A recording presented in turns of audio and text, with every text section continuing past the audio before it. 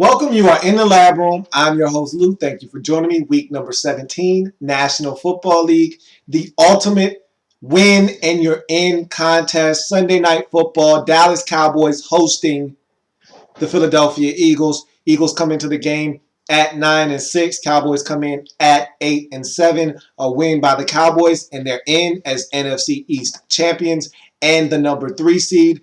A loss by the Cowboys, a win by the Philadelphia Eagles, and they would be in as your Cowboys would be in as your 4 seed and be playing the San Francisco 49ers. A win by the Eagles, they would be your 3 seed, and they would be in playing the 6 seed in the postseason, which will be the New Orleans Saints. So it was pretty simple, cut and dry. Win, you win the division, you're in the postseason, you get your ticket to the dance. Now you have a chance to play for that Lombardi trophy. And this game lost its luster early in the week when Romo was ruled out of this game with the back injury and he needed surgery. And, there were mixed reports. You had all the media outlets coming out and saying that he was definitely out. He's going to need surgery with a herniated disc in his back. Then you got Jerry Jones refuting all the reports saying, oh, he's day-to-day. He's got back spasms. Look, back spasms and a herniated disc are 2 different things. You can't mix those up. There's a big difference between a herniated disc and back spasms, okay? People get back spasms all the time. There's no blurred line when talking back spasms and a herniated disc. So, look, when you get respected journalists all reporting the same thing, it was a foregone conclusion that Tony Romo wasn't playing in this game. And once he wasn't in this game, I lost a lot of interest in this game. And, I'm an NFC East guy, so I want to see this game more so than the average lay fan, more so than the hardcore fan. I'm an NFC East guy, so this is my family business. Got my nose all up in it. I wanted to see this one more than anybody because I already think I knew how this story was going to end, but I wanted to see it unfold anyway. It's like you pay your money to go to the movies to see a movie, even though you know how it's going to end, just because you want to watch the movie unfold anyway. That's how I felt. This game's going to end in a late interception, but there's no Romo, so you lose some of that luster in this game. And I actually thought that the Eagles were going to dominate in this game. Cal Orton hasn't really played any meaningful football in about 2 years. I just didn't think it was going to be that compelling of a football game. But boy, was I wrong. This was a game Dallas Cowboys football team looking to try to get in any way they could, even if they had to do it with a backup like Cal Orton. And someone has said this isn't an average backup. This isn't just any average Joe backup. It's Cal Orton. Here's a guy that started in 2 different franchises, has played some good football over his career.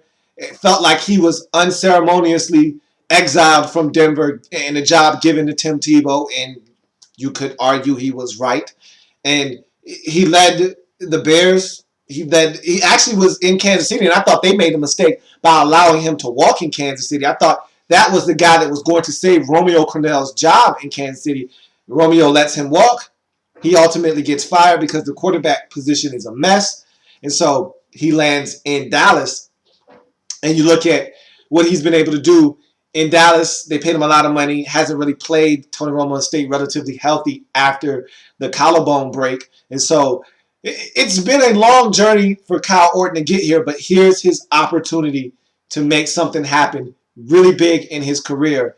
Cowboys, Eagles, Sunday Night Football, NFC East, family business, NFC East title on the line. Let's get to this game and break it down. 9-6 Eagles, 8-7 Cowboys. Let me say this. This is the last thing I'm going to say on this. Then I'm just going to break this game down. Everyone wanted to make a big stink about the NFC East and how bad of a division it was. They wanted to call it names, the NFC least, and all of that good stuff. Well, this division ends up the same as it was last season with a 10-win division winner. So for all of you out there that wants to call this division names, and I'm an NFC East homer, and my team's in that division, so I'm going to stand up for this division. Better record than the NFC North, winner. So everybody back off of this division. This is a solid division. Okay? With that being said, DeMarco Murray, first possession fumble leads to a Philly field goal. It's 3-0. Michael Kendricks lays the hit down on the arm. Ball pops out. It's recovered by the Eagles. Big play in this game because the Cowboys were driving, looking for points early in this ball game. And that turnover and that forced fumble turned them away and gave the Eagles some momentum early in this ball game. So that was a big play by Michael Kendricks, and he was all over the field. And I talked very glowingly about him earlier in the year when the Eagles played the Redskins, that opening game. I thought he was all over the field then, and I thought he was all over the field in this game. And this second-year linebacker out of Cal is showing why the Eagles invested that second-round pick in him. He's really a hybrid linebacker that can do a lot of things on the football field, and that was a huge play early in this game. Eagles methodically moved the ball down the field, which ends in a 4-yard shady touchdown grab. It's 10-0. They did a great job of telestrating on Sunday Night Football the complexity of this Eagles offense and the threats that they pose when they put Deshaun Jackson in motion, send him in the backfield, have him going in one way, have Shady McCoy going in the other way. It's all but impossible to stop. I mean, if you're playing man coverage, good luck stopping that play because you got action going the weak side of the play with Deshaun Jackson. You got action going to the strong side of the play with Shady. It's a tough play to stop. And they ran it to perfection down by the goal line. Shady's wide open. Foles gets it to him. It's a touchdown. 10-0 Eagles in this game. And this started to look like I thought it was going to look. I thought it was going to be a blowout. And 10-0 early in this game. Cowboys really haven't gotten into an offensive rhythm other than that opening possession. I don't know. Maybe the Eagles are going to run away with this game. We'll see. But just when I thought the Eagles had a little something going and they were going to be able to run away with this game, Kyle Orton takes that rod, throws that line out, reels them, those Eagles back in. Terrence Williams with a big catch sets up a 17-yard Gavin Escobar touchdown. It's 10-7. Eagles lead, but Cowboys get on the board. And I just need to make mention of this while I'm here on this possession. Damian Square, a backup defensive lineman for the Philadelphia Eagles. I couldn't help myself. I couldn't resist. Damian Square got squared up by DeMarco Murray on a particular play on this drive. And to me, that was the whole reasoning for the rule that they put in the offseason about lowering the crown of your helmet and throwing the flag. I haven't seen one of those penalties thrown this year. And this was the perfect opportunity for them to throw it. He literally battering rammed Damian Square. He got squared up. Boom! Square, boom! Up. And he got lit up. He went right on his back. It looked like a video game, how he fell. It was just, he got flattened by DeMarco Murray. It's rare you see a defensive lineman, a corner, safety, even a linebacker from time to time. They get plastered sometimes by big backs. DeMarco Murray isn't that big of a back. I mean, he runs hard, runs tough, can lower the shoulder on you, as Damian Square found out. But rarely do you see a defensive lineman get absolutely flattened like Damian Square did. He got squared up. Damian Square got squared up. Boom! But I digress. 10-7, Eagles still lead in this game, but the Cowboys show life, get back into this game with a touchdown. This was a defensive breakdown, a simple pass out into the flats to Gavin Escobar. Nobody on the Eagles defense in sight. Definitely a blown coverage. He walks into the end zone. Ball slightly behind Jason Witten is picked off by Michael Kendricks. 2 plays later, 2 Brent Selleck catches later, Eagles in the end zone, 17-7. And it was 2 huge catches by Brent Selleck. One, corner route down the left sideline. He goes up, snatches the ball down, makes a huge play. Next play, they come right back to him. Same thing that happened to the Eagles on defense when Escobar strolled into the end zone happened to the Cowboys. A simple play out into the flats. Nobody is there. There's supposed to be a linebacker out in the flats. Nobody's home. Throw it to him. And Brent Selleck walks into the end zone, 17-7. Eagles reclaim that 10-point lead that they had before the Cowboys got on the board. Dan Bailey field goal right before the half makes it 17-10. That's your halftime score. I feel really confident about where the Eagles are right now. I'm expecting them to double up on the points. So I thought this is how the game was going to unfold. I thought the Eagles, because of the way they moved the ball in the first half and the way they played defense, this score was going to double for both teams. I thought the score was going to end up something like 34-20. It's 17-10 at half. Everybody double up your points. Eagles get another 17. Cowboys get another 10. 34-20. Sounds about right to me. Sounds like a fitting end to this game. So you come out of the half, and I had no idea that the Eagles were going to pick a number, in this case 17, and get really, really comfortable. They got comfortable on 17. They cracked open a beverage, put their feet up on the sofa, and got really comfortable on 17. And I didn't expect that. I thought, 17 in the first half seems like a good number. They'll extend that lead in the second half. They got stuck on 17. And this is a bad Cowboys defense. Really didn't expect them to get stuck on the number 17, but that's exactly what happened. So, Cowboys add a field goal coming out of the half. It's 17-13. Then, on the ensuing possession, Nicholas Foles is sacked by Jason Hatcher, and he fumbles. It's recovered by DeMarcus Ware at the Philadelphia 21-yard line. Cowboys are in business. But this is where you see the difference between a Tony Romo and a Kyle Orton. Kyle Orton was playing not to lose. Tony Romo plays to win, and subsequently he always loses. However, he's not afraid, and that's why he throws picks. But you can't be afraid to make a mistake. Kyle Orton didn't want to make the big mistake, and so he was checking the football down. He was being very cautious. And on this particular possession, it was obvious what he was trying to do. Hey, we're in field goal range. I don't want to mess this up. How about I just make sure we at least come away with the field goal? That's not the attitude you want to have when you get the ball 1st and 10 from the 21-yard line. Your defense sets you up in prime field position to get a touchdown. You need to cash it in. You know the motto. You know the mantra. Field goals don't win games. Touchdowns do. Cowboys to this point have kicked 2 field goals, only scored 1 touchdown.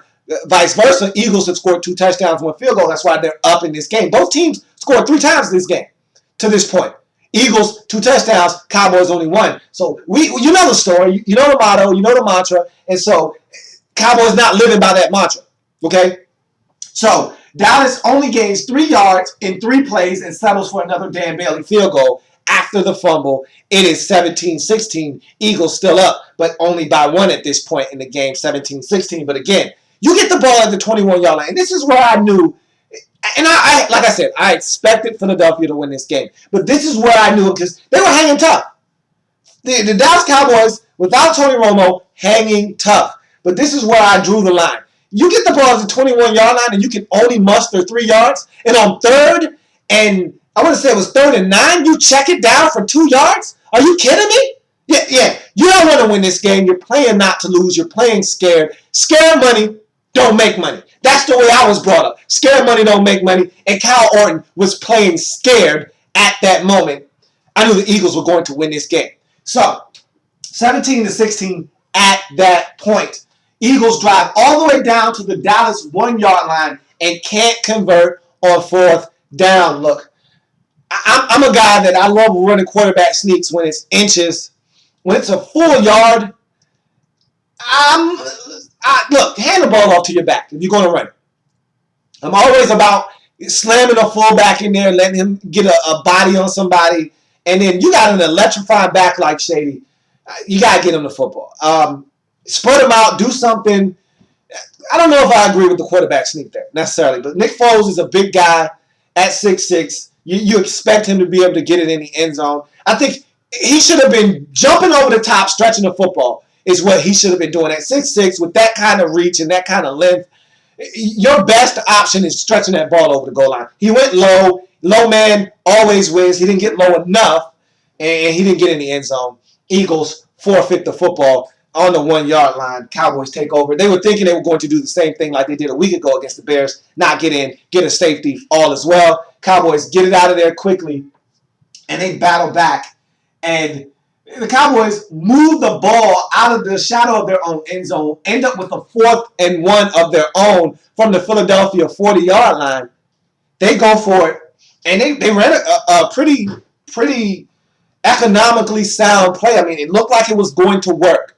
The only thing they didn't account for was Connor Barron jumping up and swatting the ball down and having it be incomplete. They had a running back out in the flats. I don't know. Eagles had a defender out there. He was bearing down on DeMarco Murray. I just don't know if he would get there in time to stop him from picking up 1 yard, which was necessary to pick up the first down. I think DeMarco Murray gets to that line of gain, and they move the sticks if Orton is able to get that football out there. But Connor Barron out there in coverage, does his job and does it well, jumps up. They talked about his basketball background, swats the ball down. Eagles take over on downs. That was a huge play in this game because if the Cowboys pick up that first down, they're going to get points on that possession, albeit a field goal, Dan Bailey's 4th of the game, or a touchdown. And we've seen this Cowboys team do this before. We saw it against the Packers where they kept kicking field goals instead of scoring touchdowns, and it came back to bite them at the end. Same thing here, but you would have took points on this possession instead of turning it over on downs.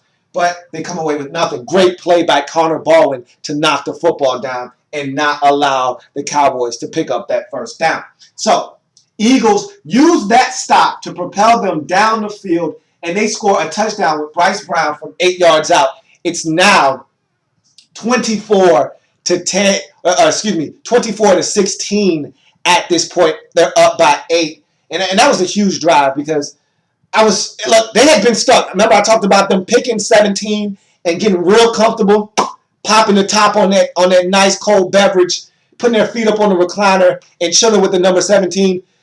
They had 17 in the first half, hadn't scored a single point in the second half. We're in the fourth quarter now, in the later stages of the fourth quarter, and they're finally getting off of 17. So a little disappointed in the Eagles from that standpoint, not putting up more points in this game. But again, give some credit to the Cowboys defense. They showed up and they made some plays, stopping the Eagles at the 1 yard line, forcing Nicholas Foles to fumble the football. They did some things defensively, and they sacked him 5 times in this game. So give some credit where it is due. Cowboys defense stepped up, made some plays, but I thought this Eagles offense could have scored more points in this game. But they finally get in the end zone, get off of 17, extend the lead out to 8. Still a one-possession game, but that puts the pressure on the Cowboys to not only have to score a touchdown, but also have to tack on a 2-point conversion to tie this game up. But Cowboys aren't done yet. Cal Orton won't let these guys die without a fight.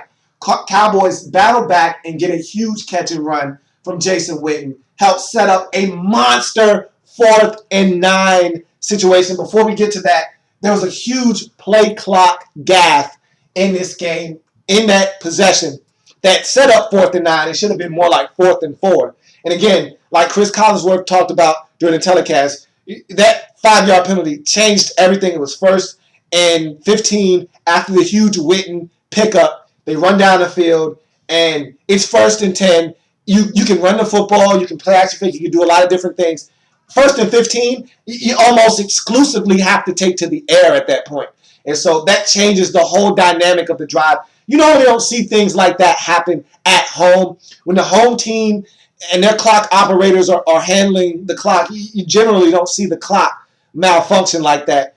And for the officials to not realize that was a quick trigger on that delay of game, that was a shame. And if the Cowboys lose the game because of that, if they don't pick up that 4th down, that's what we're talking about today. Instead of us talking about how good of a game this was and how the Eagles were able to withstand a late charge by the Cowboys and hold them off and win the division, we would have been talking about how that gaffe impacted this game negatively. And I told you, the league has struggled with some, minor tweaks here and there, some bad officiating in certain spots, some bad calls. This would have been another black eye for the league if that, in fact, impacted the outcome. But the football gods would not allow that to be the story on this Monday morning. Instead, 4th and 9, Cowboys go to their money man. Dez Bryant steps up, and he gets it done for a 29-yard touchdown score, or 33-yard touchdown, score a huge play in the game as he catches the slant, the dig route. He gets tripped up by Patrick Chung, who was playing man-to-man with zero coverage. Okay, Eagles came after the Cowboys with the blitz, and he won the one-on-one matchup. All Patrick Chung had to do was wrap him up. Maybe he still gets the first down, but at least he doesn't score the touchdown. And we know Dez Bryant, big, strong man, breaks through the tackle. He stumbles all the way into the end zone, scores a touchdown, cuts it to a 2-point score at 24-22. Cowboys desperately need this 2-point conversion to tie the game. Witten was open on a curl route, created a little bit of separation away from the linebacker on the nice little push-off, which is what Witten does best. But Orton was staring down Dez Bryant on the back shoulder throw, defended beautifully by Kerry Williams. I'm not one to give Kerry Williams a lot of credit. I don't think he's that good of a corner, but he had a really good game in this football game, and that was a huge knockaway away from Dez Bryant on that back shoulder fade in the end zone. It's still a 2-point game. Eagles are up. Cowboys need a stop to get the football back to give them a chance, and they get that stop. Eagles have to punt the football. Cowboys get it back. Great punt. Pins them deep in their own territory. They got to go at least 50 yards to get into Dan Bailey field goal range for him to knock one home to give them the lead in this game. And I talked about this during the Green Bay game with Romo. It doesn't matter. It doesn't matter the team. It doesn't matter the year. It doesn't matter the situation. It always ends the same. This movie has the same plot and narrative every single time. The ending never changes. No matter how many times you've seen this movie, you always enjoy it. You sit there with your popcorn and you watch the movie intensely, like what's about to happen. Even though you know what's about to happen. The Cowboys are about to throw a pick to lose them the game. You know what's about to happen, but you're still at the edge of your seat watching the game. And just on cue, as always, the same Cowboys team, different quarterback, different year, different opponent, same outcome, same ending to the movie. Take Romo out, substitute Cal Orton. Take the Redskins out, substitute the Philadelphia Eagles. 2012, substitute that out, put in 2013. It's the same thing. A pick to end the ball game as Cal Orton. And look, Miles Austin won on this route. It's a slant route over the middle of the field. He's open. Cal Orton was getting pressure. They blitzed, and then they came out of the blitz. They showed blitz, dropped into a little bit of a coverage, took Witten away, which I think was his first read. They doubled him. He had to go to his next read, which in my mind had to be Miles Austin. He was open. Instead of him putting the ball out in front, it was slightly behind. And the one guy you don't want to make a mistake to on this team, you can make a mistake around Kerry Williams, maybe even Bradley Fletcher. You can't make a mistake around Brandon Boykin. Brandon Boykin's 6 interceptions on the year, leads the Eagles team. This guy makes plays on the football. He made a huge play in the end zone against Dez Bryant on one-on-one coverage where he jumps up. And look, Brandon Boykin is about 5'9", and he jumps up with a big guy like Dez Bryant and bats the ball away. So one guy you don't want to go fooling around with on this Eagles secondary, and he went calling a little bit behind, and Boykins makes him pay, picks it off, takes a knee, and the Philadelphia Eagles are your 2013 NFC East champions with a 24-22 victory. Exhilarating game, exhilarating football. And I tell you what, my hat goes off to Chip Kelly. Imaginary tip of the cap to Chip Kelly and this Eagles football team, because when they were 3-5, I heard a lot of Eagles fans calling for Chip Kelly's head, wondering if he was going to run back to college. The next big college gig that opens up, is he going to bolt like Nick Saban? Is he going to run and tuck his tail between his legs like Bobby Petrino? Is he going to quit like Steve Spurrier? They were all wondering, is he going to remain a college coach? Is he going to run and hide after this season fails miserably in Philadelphia? It looked like it was on that kind of course. But This Eagles team persevered. They found the quarterback of the future in Nicholas Foles, and he comes in, has one of the best quarterbacking years ever in NFL history. He's a couple of touchdown tosses away from having the best passer rating in NFL history. He ended up finishing third behind Manning and behind Aaron Rodgers. So, I mean, he had a phenomenal season, and he ended it the right way in Dallas. 2 touchdowns, no interceptions. Huge game for Nicholas Foles. Huge season for this Eagles football team. They get it done. This much maligned defense stepped up when they had to. Big test you got coming up.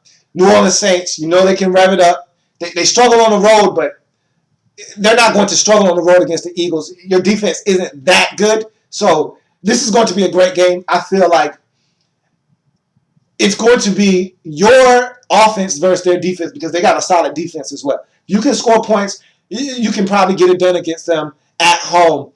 I'll break all of those games down for the playoffs somewhere down the line in the week as I bring some playoff coverage to you, give you my analysis and my breakdowns of those games and predictions. So I will definitely be breaking that down. As for the Cowboys, another gut-wrenching loss. This is the way I look at it. You weren't going to do anything with this playoff berth if you got it. So why waste it? The Eagles have something, and they can potentially do damage in the postseason. You weren't going to do any damage. You weren't going to scare anybody with that porous defense and with Kyle Orton at quarterback. No need to waste a playoff berth. Let somebody that actually has some playoff aspirations and goals go with that berth and see if they can do some damage with it. You weren't going to do anything with it. And I think because Romo missed this last game, that's going to save Jason Garrett's job. I don't see Jerry Jones firing him now.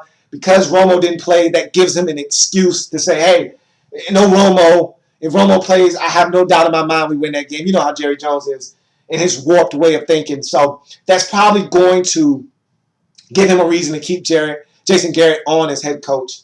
That might be to the chagrin of many Cowboys fans, but Jason Garrett, I don't think, is going anywhere. I think he'll be back as Cowboys head coach, and I think that's how that will unfold. But there's going to be a lot of coaches that aren't as lucky on Black Monday, and I'll be covering that as well. Be on the lookout for my Black Monday coverage.